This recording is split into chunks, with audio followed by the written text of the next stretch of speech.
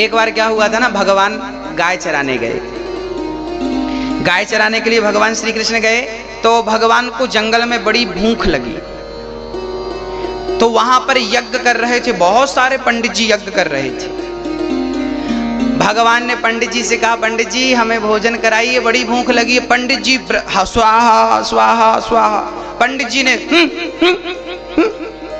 उनको, चूंकि यज्ञ करता ब्राह्मण बोलता नहीं है ना, मौन रह के करना। अब पंडित जी बोल तो नहीं रहे थे, अब बच्चों को अब बच्चे तो बच्चे हैं, खीर रखी थी तो बच्चों ने हाथ डाल लिया यज्ञशाला में। अब पंडित जी ने जो लाठी उठाई और दौड़ा, सारे बच्चे भागे, कन्हैया जी भागे।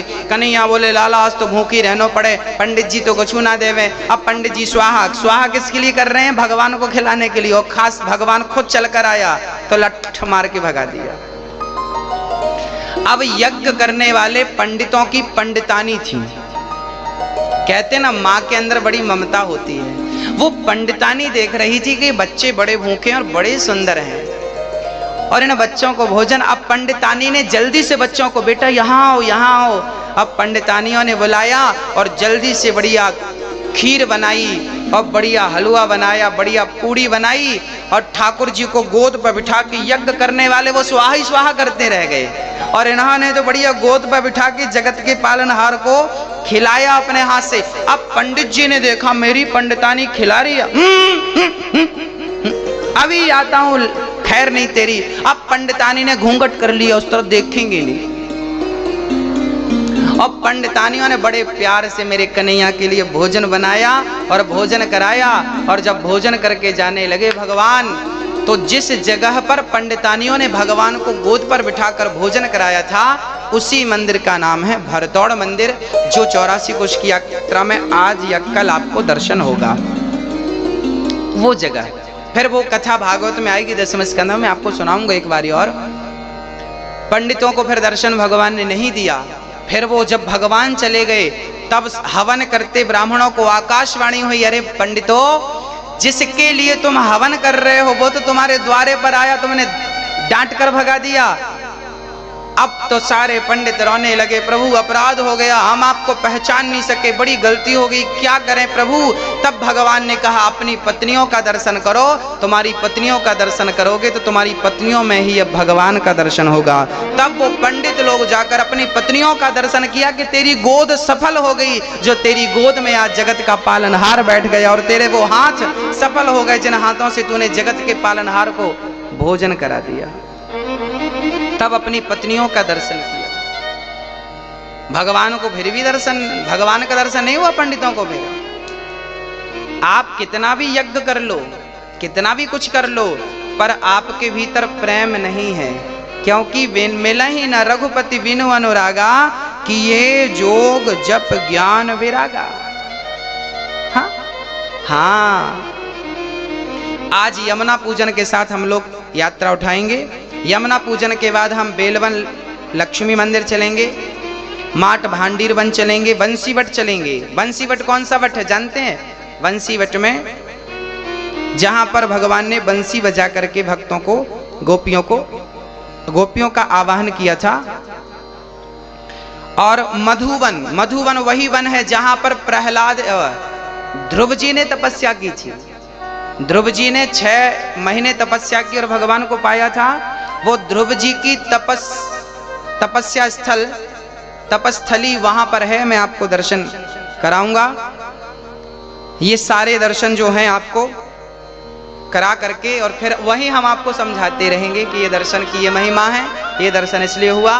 फिर उनका विस्तार कल की कथा में, कल के सत्य में करेंगे। बोलिए भक्त वत्सल भगवान की।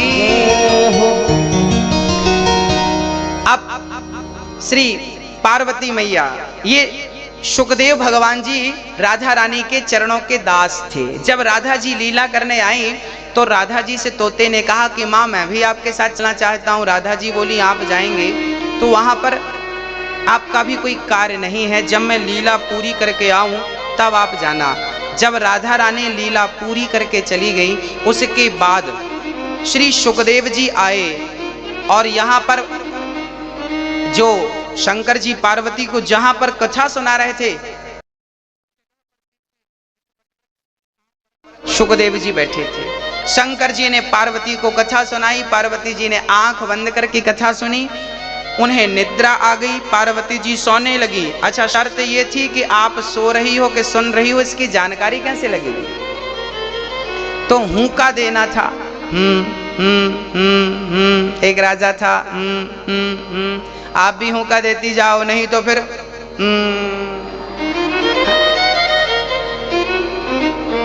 बोलो राधे।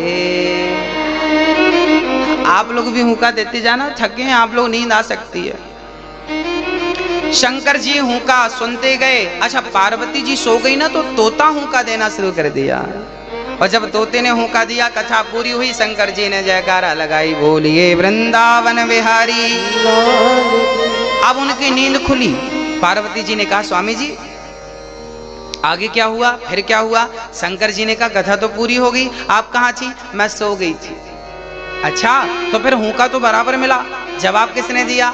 अब शंकर जी ने पलट कर देखा तो तोता बैठा था। शंकर जी ने त्रिशूल निकाला, चोरी से तुमने कथा सुनी, त्रिशूल निकाल कर दौड़े। व्यास जी की पत्नी मासिक धर्म से निवृत्त होकर के अपने केस सुलझा रही थी। वो तोता दौड़ता हुआ आया, उड़ता हुआ, और माँ के गर्भ में, व्यास जी की पत्नी के मुख से गर्भ में चला गया। शंकर जी ने कहा, देवी हमारा चोर तुमने अंदर स्थान दिया है, अपने गर्भ में जल्दी से निकालो। व्यास जी की पत्नी ने कहा, शंकर जी आपका चोरी क्या हो गया? आपके पास ऐसा क्या है कि कोई चुराएगा? चोर सारे मंदिरों में जाते हैं, शंकर जी के मंदिर में नहीं जाते। चोरों को शंकर जी के मंदिर में मिलेगा ही नहीं। और शंकर जी भी बड़े भोले भाले हैं। एक बार एक चोर शंकर जी के मंदिर में पहुंच गया, कुछ नहीं मिला तो शंकर जी के ऊपर घंटा लटक रहा था, टन टन टन, बड़ा। चोर को लगा यार इसको बेचूंगा तो मिल जाएगा 2-4 हजार रुपए। अब घंटा निकालने लगा, पर शंकर जी के ऊपर कोई चेयर वगैरह नहीं थी कि पांव छिड़के निकाले। अब कुछ था नहीं तो उसने शंकर जी की पिंडी पर, शिवलिंग पर, शंकर जी पर खड़ा हो गया, और शंकर जी के ऊपर खड़ा होकर घंटा उतारने लगा तो शंकर जी प्रकट हो गए। बेटा, दुनिया पुष्प चढ़ाती है, आज तूने अपने आप को चढ़ा दिया, मैं बहुत प्रसन्न हूं, बोल क्या चाहता है? पर चोर की बुद्धि भी भ्रष्ट थी। चोर ने कहा, कुछ नहीं चाहता, घंटा उतरवा दो बस। ये घंटे पे हाथ लगवाओ तो ये उतर जाए, तो 2-4 हजार का काम बने। जो सत्संगी नहीं है उससे मांगना भी नहीं आता, याद रखिएगा। मांगना भी सबको नहीं आता, पता है? हम लोग तुच्छ सी चीजें मांगते हैं। भगवान के सामने, भगवान के दरबार में जाकर कभी छोटी छोटी चीजें नहीं मांगनी चाहिए। क्या मांगना चाहिए? हाँ मैया, क्या मांगना चाहिए?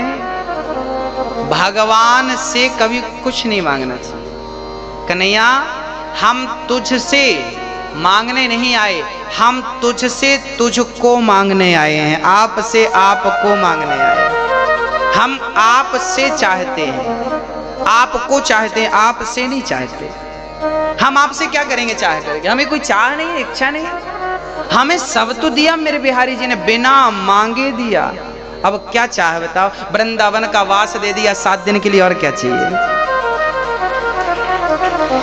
यहाँ पर तो हमारे रसिक भक्त कहा करते हैं कि प्रभु नाली का पानी पीना पड़े तो मैं नाली का पानी पी लूं, भक्तों का जूठन खाना पड़े, आप पत्तल में खा के जो फेंक देती हो वो चाटना पड़े, खाना पड़े, मैं वो खा लूंगा, पर बिहारी जी मुझे ब्रज से कभी दूर मत करना, मैं जूठन खा लूंगा। मैं आपकी रज नहीं छोड़ना, मतलब मैं वृंदावन को नहीं छोड़ना चाहता।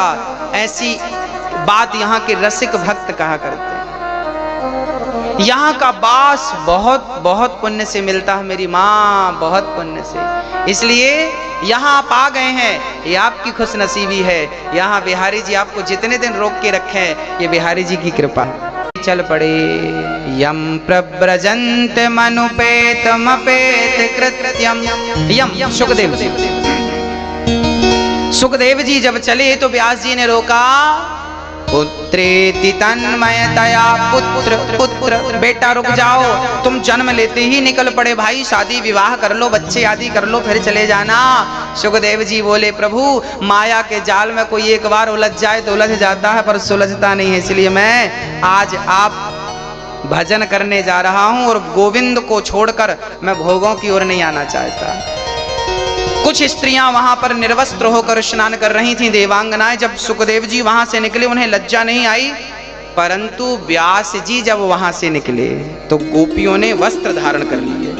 व्यास जी ने कहा, वाह मेरा जवान बेटा गया, तुम्हें लज्जा नहीं आई और मुझे देखकर लज्जित होती हो। तब उन कन्याओं ने कहा, सुखद व्यास जी आपके पुत्र को यह भी नहीं पता कि स्त्री और पुरुष में भेद क्या है, आपको सब पता है। इस संसार में ब्रह्मा की सृष्टि में केवल सुखदेव जी एक ऐसे थे जिन्होंने काम क्रोध को जीत रखा था। आज हमारी एक मैया नाराज हो गई, गुरुजी 2 घंटे हो गए हमें खड़े, कोई सुनवाई नहीं हो रही है, हम जा रहे हैं वापस, हम जा रहे हैं।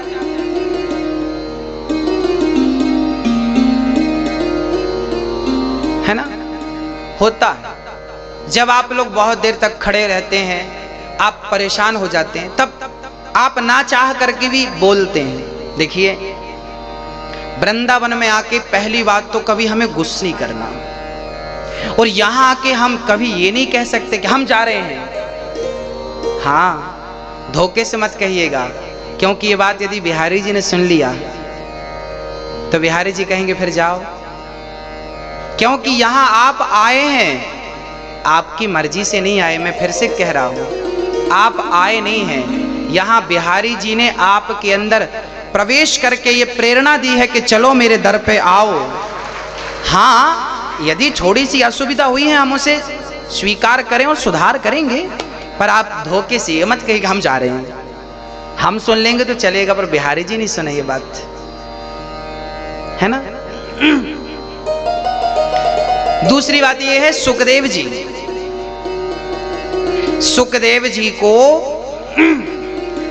जी को राजा जनक के द्वार पे भेजा गया था।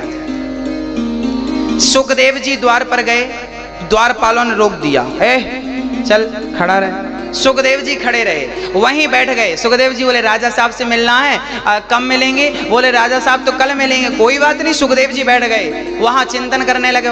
कल फिर उठे, अब राजा साहब मिलेंगे? नहीं नहीं नहीं, आज नहीं मिलेंगे, कल मिलेंगे। भक्तों, शास्त्रों में लिखा है कि सुखदेव जी को 7 दिन तक द्वार पर बिठाया रखा, ना पानी मिला ना भोजन मिला। क्यों? क्योंकि सुखदेव जी को व्यास जी ने भागवत पढ़ाया। तो व्यास जी को लगा मैं अपने बेटे को भागवत तो पढ़ाऊंगा, क्या मेरा बेटा भागवत पढ़ने के योग्य है? क्या भागवत ये राजा परीक्षित को सुनाएगा तो क्या कथावाचक के योग्य है? क्या ये कथावाचक बन सकता है? क्या ये कथा सुनाने के योग्य है? क्या कथा पढ़ने समझने सीखने के योग्य है? तब पिता स्वयं व्यास जी ने अपने पुत्र सुखदेव जी को भेजा और जनक से कहा कि आप मिलना मत, मैं इसकी परीक्षा ले रहा हूं। 7 दिन तक द्वारपालों ने जलील किया सुखदेव जी को। चल यहाँ बैठ, यहाँ नहीं, चल यहाँ बैठ। 7 दिन तक जलील किया, खाना पीना कुछ नहीं। पर धन्य है सुखदेव जी कि उन 7 दिन में इतनी सी भी गुस्सा, इतना सा भी क्रोध नहीं आया। अब व्यास जी समझ गए कि मेरा बेटा कथा सुनाने और सुनने के योग्य है। देखिए, कथा सुनने का योग्य भी सब नहीं है, याद रखिए। आप लोग सुन रहे हैं, आप ईश्वर की कृपा है, पर कथा सुनने के योग्य कौन है? सुनाने की काबिलियत किसके अंदर है? जिसके अंदर गंभीरता हो, सहनशीलता हो। हाँ, ये नहीं कि हम आए और हम बस गुस्सा करने ना। शांति, समुद्र कभी अपनी मर्यादा नहीं छोड़ता, हमें भी अपनी शांति की मर्यादा, शांति का परिचय नहीं छोड़ना चाहिए। सुखदेव जी 7 दिन के बाद जब राजा जनक से मिले, वार्तालाप हुई, कोई शिकायत नहीं कि साहब हम 7 दिन से खड़े रहे आपके द्वार पे, हम मिले ही नहीं और हम जा रहे हैं, तो मत मिलो ना। ये लक्षण नहीं है। ये हम तुच्छ लोग हैं ना, हमें बात बात पर गुस्सा आता है, क्रोध आता है। मैं समझता हूं कि आप थके हैं, आप दूर से आए हैं, आपको भी फ्रेश होना है, रेडी होना है, तैयार होना है, जरूरी है। नित्य की क्रियाएं तो जरूरी है, पर वो सारी सुविधाएं हम थोड़ा नजर डालें, यहाँ वहां पूछो, सब कुछ मिलेगा, सब कुछ मिलेगा। पर आप जीवन में, यहाँ नहीं, मैं 7 दिन की बात नहीं कर रहा हूं, आप अपने घर पे भी अपने बच्चों के साथ, पति और पत्नी के साथ भी कभी अपने धैर्य को खोइए मत। जीवन में क्रोध कब आता है? क्रोध किसे आता है? जिसने धैर्य को खो दिया उसे क्या आएगा? क्या आएगा? क्रोध आएगा। जिसने धैर्य रखा, श्रद्धा और सबूरी, श्रद्धा ईश्वर पे क्या हो? श्रद्धा हो, और सब्र हो। कहते हैं ना, सब्र का फल क्या होता है? हाँ, उस मिठास तक तब पहुंचेंगे जब सब्र रखेंगे। माता शबरी ने कितने वर्षों तक जंगल में झाड़ू लगाई, माता शबरी ने, और रोज रोज ऐसे ऐसे देखती। माता शबरी कहती, बोल बोल बोल कागा। माता शबरी कहती कि बोल कौआ, मेरे राम कब आएंगे? हो बोल बोल बोल कागा, राम कब आएंगे? शबरी की झुपड़ी आके भाग खुल जाएंगे। शबरी की झुपड़ी आके भाग खुल जाएंगे। बोल बोल बोल कागा, राम कब आएंगे? पूरी जिंदगी इंतजार, आए नहीं राम जी, लगाई कहाँ देर रे। हाँ, शबरी ने रखे हैं चुन चुन के पेड़ रे। किसी ने कहा राम जी आएंगे तो क्या करोगी? राम जी आएंगे, हम जंगल को जाएंगे। जंगल में जाके मीठे मीठे बेर लाएंगे, और बेरों का भोग अपने राम को लगाएंगे। बेरों का भोग अपने राम को लगाएंगे।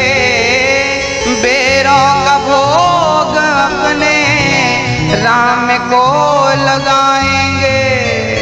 बोल बोल बोल कागा, राम कब आएंगे? पूरी जिंदगी निकल गई पर सेवा नहीं छोड़ी, पूरे जंगल में झाड़ू लगाती। किसी ने कहा माता शबरी ये पूरे जंगल में झाड़ू क्यों लगाती है? बोले कब आ जाएं, कहां से आ जाएं कोई नहीं जानता। मेरे राम के चरणों में कांटे ना चुभे, कंकड़ ना चुभे, कोई पत्थर ना लग जाए, पूरा जंगल साफ कर देती है। सेवा नहीं छोड़ा माता शबरी ने। और हमें भी क्या नहीं छोड़ना चाहिए? सेवा।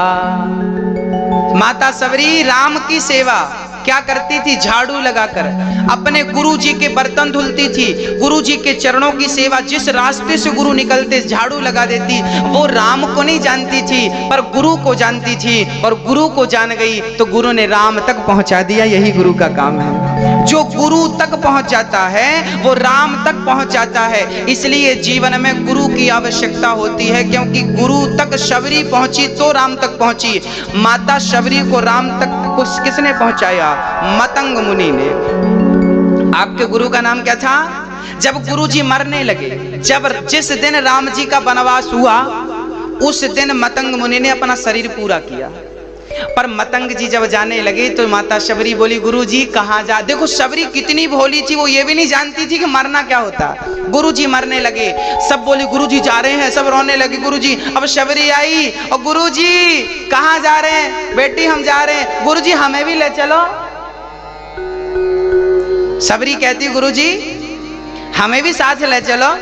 गुरुजी बोले बेटी अभी तू मत जा, अभी मैं जा रहा हूँ। सबरी बोली प्रभु गुरुजी मेरे तो माई बाप आप हो और आप ही चले गए, मैं किसके भरोसे रहूंगी, मैं कैसे रहूंगी प्रभु। तब गुरुजी ने कहा सबरी तू अपनी कुटिया पर रहना और बस रोज झाड़ू लगाकर राम का रास्ता साफ करते रहना, वो राम आएंगे। शबरी बोली कि आएंगे तो मैं पहचानूंगी कैसे गुरुजी। गुरुजी ने कहा दो भाई होंगे, एक गोरा होगा एक सांवला होगा और दोनों के हाथ में धनुष और बाण होंगे। आप जब जिसको देखना और जिसको देखने से नेत्रों में जल आ जाए, प्रेम उमड़ जाए, समझ लेना कि वही मंजिल है जहां तुम्हें पहुंचना है, वही राघव है। और शबरी माता झाड़ू लगाती और गुरु के वचनों पर विश्वास कर लिया कि गुरु ने कहा है तो आएंगे जरूर। बस क्या कहा है, गुरु ने कहा है तो आएंगे जरूर। बस सब भूल गई, दुनिया को छोड़ दिया, बस झाड़ू लगाने का गुरुजी ने कहा है। झाड़ू लगाती और राम का वही चिंतन, गुरुजी ने कहा सांवले हैं धनुष बाण है तो वो सांवले रंग का चिंतन करती, धनुष बाण का चिंतन करती और बस वो देखती बुढ़ापा आ गया।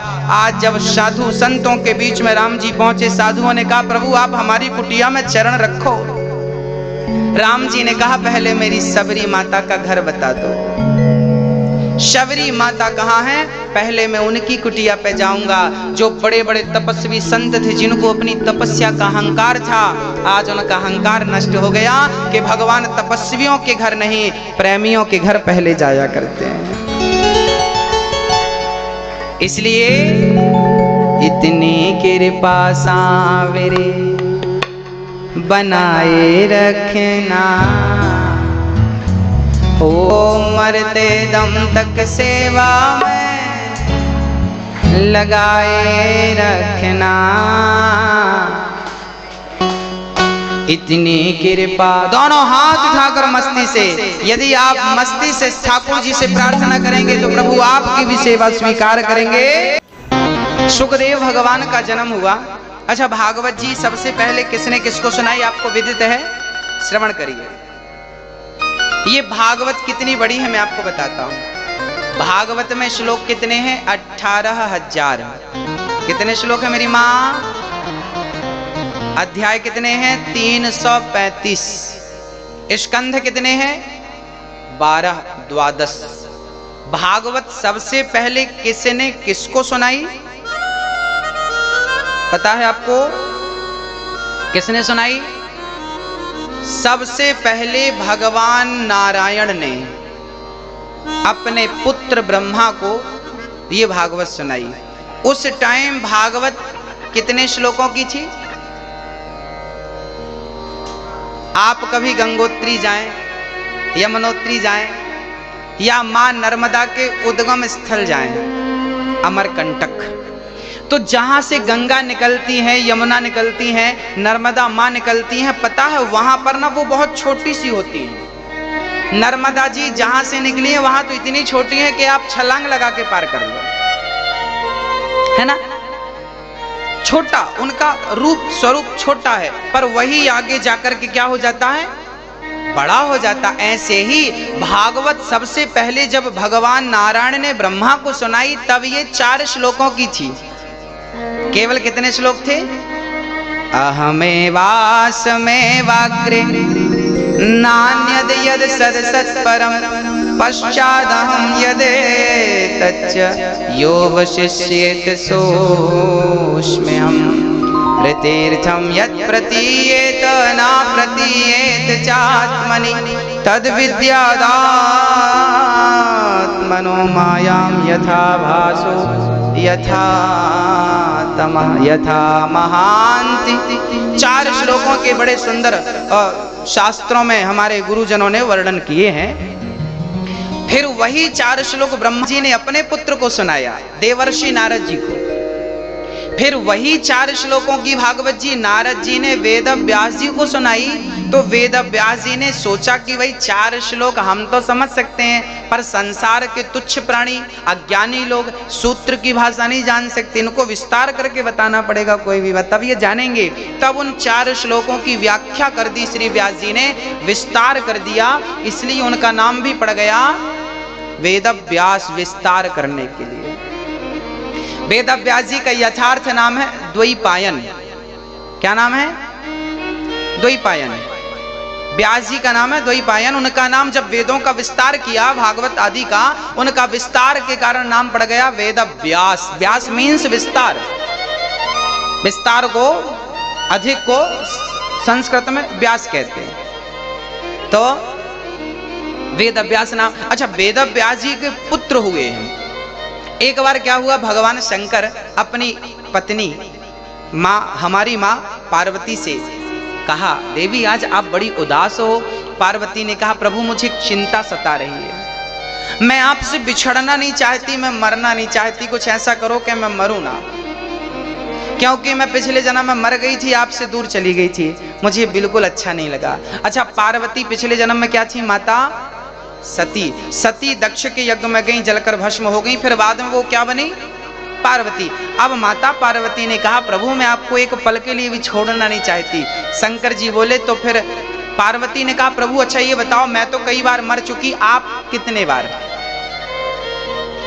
शंकर जी बोले, हम तो एक ही बार पैदा हुए हो, तब से आज तक है, हम बार बार पैदा नहीं होते, हम मरते। भाई जो मरेगा वो पैदा होने की उम्मीद, मरेगा ही नहीं, सवाल ही नहीं खड़ा होता दोबारा पैदा होने का।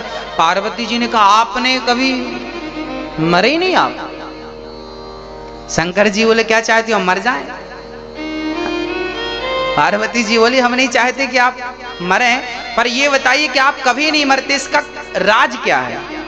शंकर जी बोले, हमने अमर कथा सुन रखी है, और जो अमर कथा श्रवण कर लेता है वो कभी मरता नहीं, मृत्यु के चक्कर से सदा सदा के लिए मुक्त हो जाता है। पुनरपि जननम पुनरपि मरणम पुनरपि जननी जठरे शयनम भज गोविंदम गोविंदम भज मूढ़मते। आद्य शंकराचार्य जी ने कहा है कि जो गोविंद का भजन करता है, जो गोविंद की शरण में रहता, भज गोविंदम गोविंदम भज मूढ़मते। मूढ़मते मतलब हम, मूढ़मते मतलब अज्ञानी लोग है, अज्ञानी लोग। तू गोविंद का नाम जप, इसलिए जप ताकि तू यदि जपेगा तो आने जाने के चक्कर से, पुनरपि जननम पुनरपि मरणम, इस चक्कर से सदा सदा के लिए तू मुक्त हो जाएगा। पार्वती जी से शंकर जी ने कहा, मैंने उस नाम को बहुत जपा है, कथा सुनी है, इसलिए मैं मरूंगा ही नहीं। 7 दिन बाद राजा परीक्षित से सुखदेव जी ने यही पूछा, राजन क्या आप मरोगे? परीक्षित ने कहा, प्रभु मैं तो आत्मा हूं, आत्मा अविनाशी है, कभी नहीं मरती। जो भागवत सुन लेता है वो अपने स्वरूप को जान लेता है, वो इस बात को जान जाता है कि मैं कभी मरूंगा ही नहीं, क्योंकि वो अपने आप को शरीर नहीं आत्मा समझने लगता है। इसलिए शंकर जी ने कहा, देवी, पार्वती जी ने कहा, तो हमें भी वो कथा सुनाओ जिससे आप मरते नहीं हैं। शंकर जी बोले, चलो। अब शंकर जी पार्वती को लेके अमरनाथ चले गए। अमरनाथ के जंगल में डमरू बजाई, सारे पशु पक्षी भाग गए, पर एक छोटा सा शुक मीन्स तोता। अच्छा, ये तोता कौन था? जब राधा जी धराधाम में लीला करने आई, आज शायद आज या कल, आज कहां कहां चलेंगे मैं आपको बता। अच्छा, मैं 2 दिन की रूपरेखा बता देता हूं। इन 2 दिन में हो सकता कुछ जगह आज जाएं, कुछ जगह चले, इसलिए मैं समझा देता हूं। हम लोग 84 कोस की परिक्रमा में भांडीव वन चलेंगे, है ना? कहां चलेंगे? भांडी वन में क्या हुआ था? भांडी वन में हम लोग इसलिए चलेंगे क्योंकि भांडी वन में भगवान श्री कृष्ण का राधा जी से विवाह हुआ था। आप लोगों को पता है ना, लोग कहते राधा जी से प्रेम किया तो विवाह क्यों नहीं किया। आज हम आपको 84 कोस की परिक्रमा में वो जगह दिखाएंगे, आज या कल, एग्जैक्ट आज नहीं कह सकता मैं, आपको वो जगह का दर्शन कराएंगे जिस जगह पर भगवान श्री कृष्ण का राधा से विवाह कराया था। किसने कराया था? ब्रह्मा जी ने। किसने लिखा है इस बात को? गर्गाचार्य जी ने। गर्गाचार्य जी गर्ग संहिता में इस बात को लिखते हैं। राधा जी का जिस स्थान पर विवाह हुआ था उस जगह का दर्शन करने का हमें सौभाग्य मिलेगा। भक्तों, अब एक जगह और है भरतौड़ बिहारी जी, जहां आज, अब मैं आपको रूपरेखा बता रहा हूं, अब यहाँ इनमें से कहां आज जाते हैं कहां कल, वो आपको हम वही बताएंगे। इसमें से एक दर्शन आज आपको हो सकता है भरतौड़ बिहारी जी का। ये वृंदावन का वो मंदिर है। मैं कथा में एक बार आपको, अच्छा भागवत में जितनी कथाएं आपने सुनी है वो सारी लीलाएं उस जगह पर हुई हैं। वो कथाएं आपको मैं बताऊंगा, आपको याद आता जाएगा। मोरध्वज नाम के एक राजा थे, बड़े अच्छे राजा थे। उनका नियम था कि दान करके ही भोजन ग्रहण करते थे, और उनके कहने पर जो वो कहते वो दान करते। दान अपने मन से नहीं करते थे, ब्राह्मण से पूछते थे आपको क्या चाहिए, जो वो कह दें वो दान करते थे। वो कहें कि हमें गाय चाहिए तो गाय दान कर देते थे, वो कहें हमें सोना चाहिए सोना दान, वो कहें हमारे रहने को घर नहीं है तो जमीन दान कर देते थे। राजा थे, ब्राह्मणों से पूछ कर दान करते थे आपको उनके मन का। एक दिन अर्जुन ने बड़े अहंकार से कहा कि कन्हैया, आज तक मेरे भैया जैसा यज्ञ और दान आज तक किसी ने किया है? तो भगवान है। जब अर्जुन ने कहा कि मेरे भाई युधिष्ठिर जैसा यज्ञ, इनके जैसा है कोई धर्मात्मा दानी, तब भगवान मुस्कुरा के बोले, अर्जुन तुम्हारे भाई का नाम तो दानियों में सबसे नीचे है। अब अर्जुन को बड़ा बुरा लगा, इतना दान करने के बाद भी लिस्ट में नीचे नाम। तो अर्जुन ने कहा फिर ऊपर किसका नाम है? भगवान ने कहा आप अर्जुन को मत सुनो, अपना काम करते रहो। नहीं नहीं प्रभु बताओ ऊपर नाम किसका है? तब भगवान ने कहा सबसे ऊपर नाम है मेरे प्यारे भक्त मोरध्वज का। अर्जुन को बड़ा बुरा लगा। अर्जुन को लगा कि मेरे भाई से बड़ा दानी, उनको डाउट था कि मेरे भैया से बड़ा दानी हो नहीं सकता। अर्जुन बोले प्रभु हमें देखना है कि वो कैसा दानी है, क्या दे सकता है?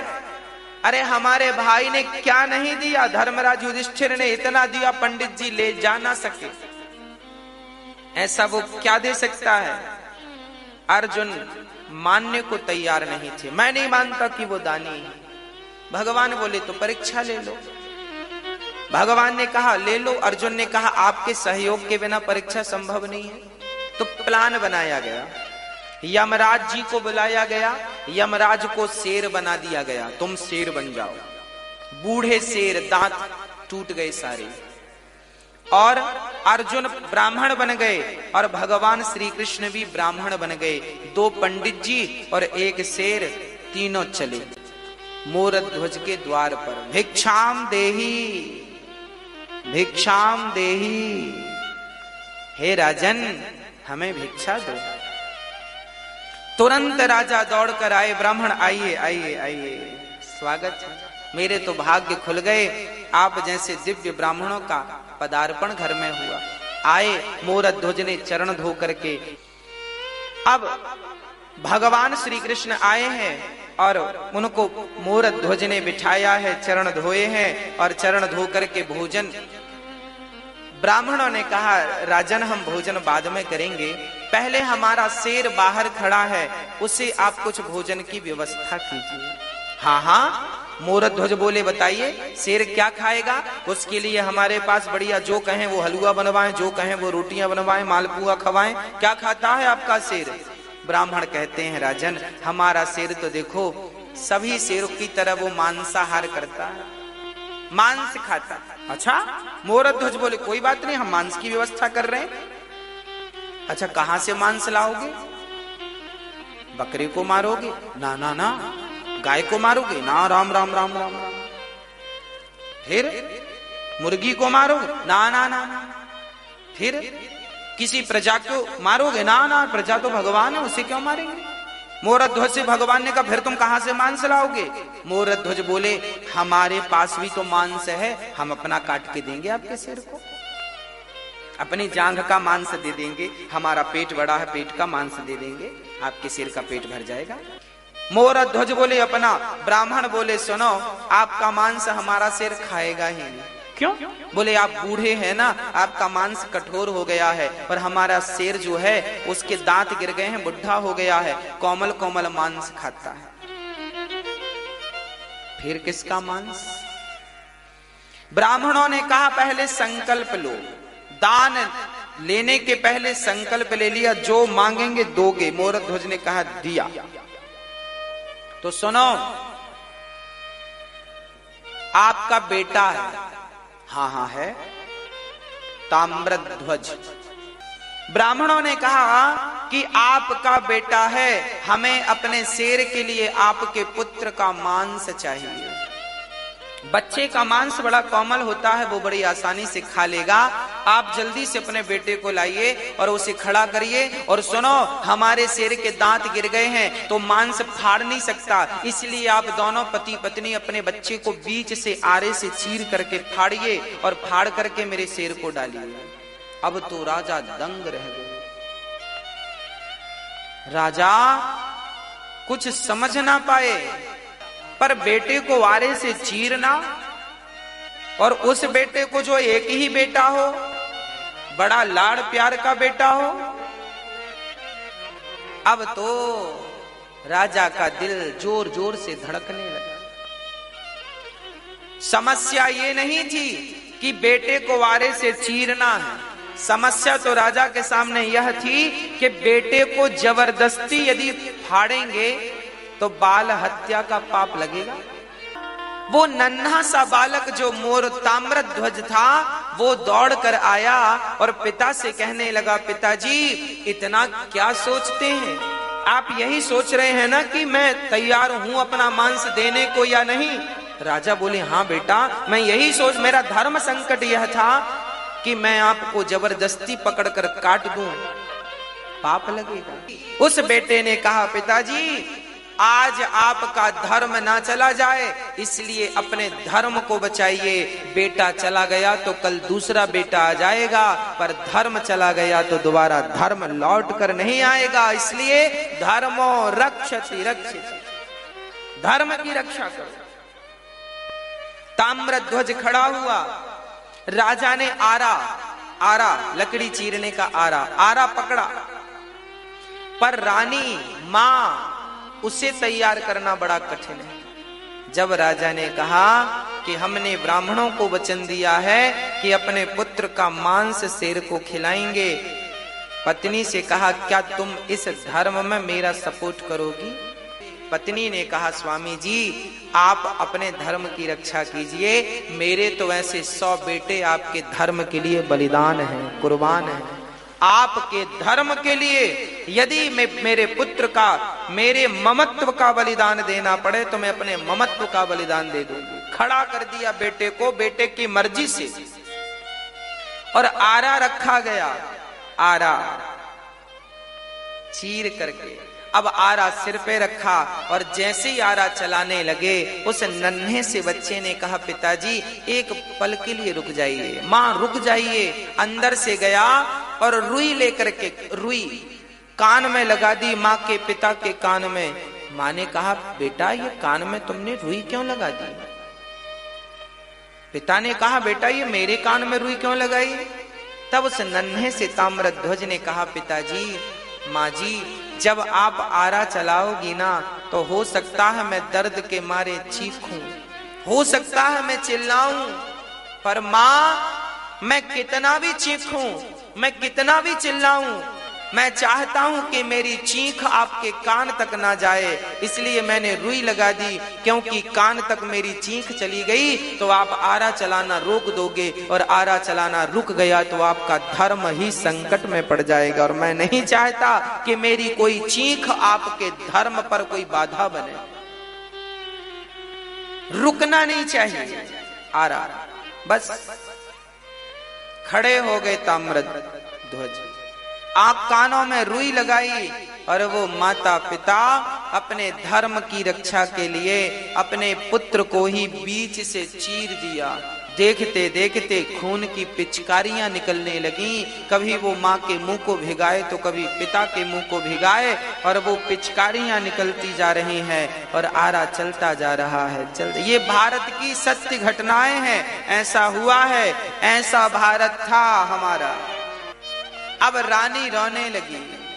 अब बच्चे को जब देखा तो रोने लगी।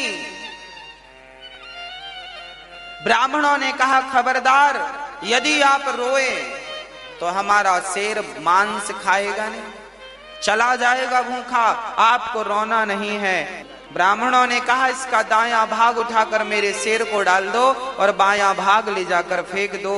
तब उस मां की आंखों से एक आंख से आंसू निकल गए। ब्राह्मणों ने कहा, मां रोई क्यों?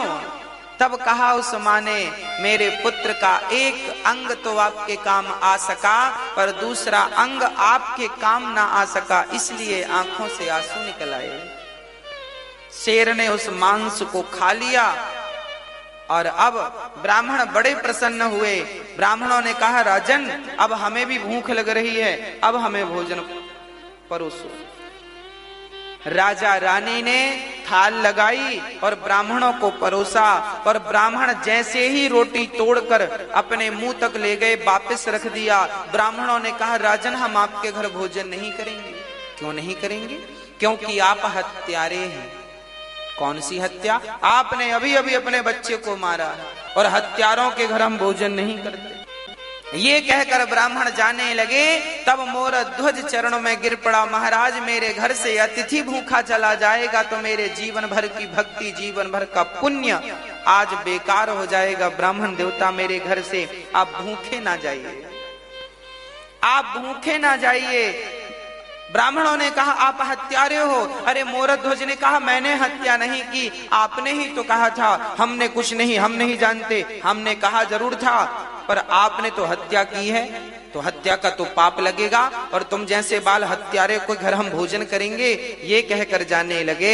तब मोरध्वज ने विचार किया, बात तो सही है, मैंने अपने धर्म की रक्षा के लिए अपने माथे पर पुत्र की मृत्यु का कलंक ले लिया।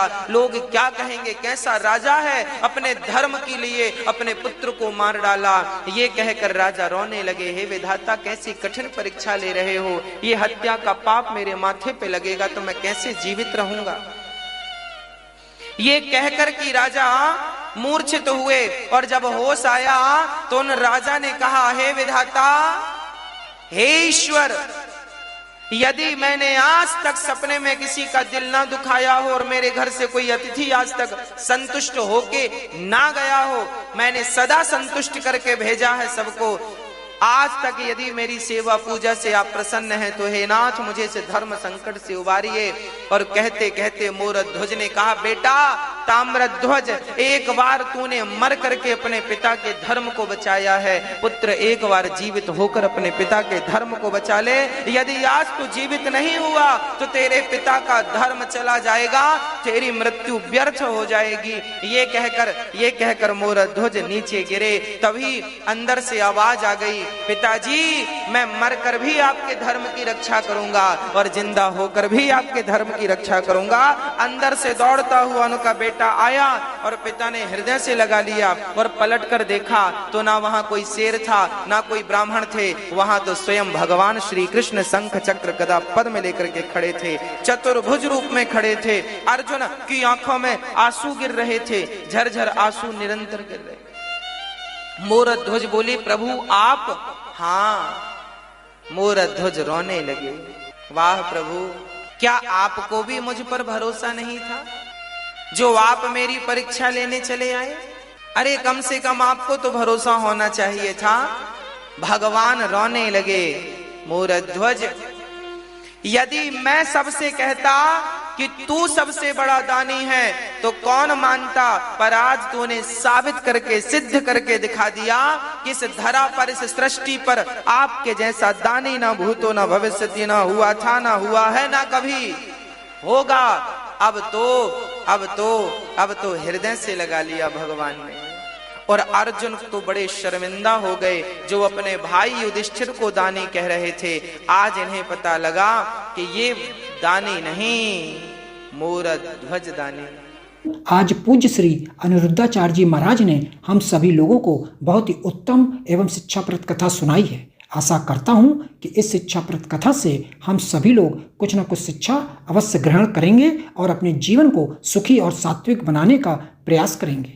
मित्रों, अगर आपको यह शिक्षाप्रद कथा पसंद आई हो तो वीडियो को लाइक करें और अधिक से अधिक लोगों को शेयर भी करें, जिससे और भी लोग महाराज जी की इस शिक्षाप्रद कथा से शिक्षा लेकर अपने जीवन को सुखी बना सकें। मित्रों, अगर आपने अभी तक हमारे चैनल को सब्सक्राइब नहीं किया है तो हमारे चैनल को तुरंत सब्सक्राइब भी कर लें, जिससे आपको नोटिफिकेशन के माध्यम से महाराज जी के शिक्षाप्रद कथा तुरंत प्राप्त हो सकें। मित्रों, तो कल फिर किसी शिक्षाप्रद कथा के साथ आप लोगों के समक्ष प्रस्तुत होंगे। तब तक के लिए जय श्री राधे।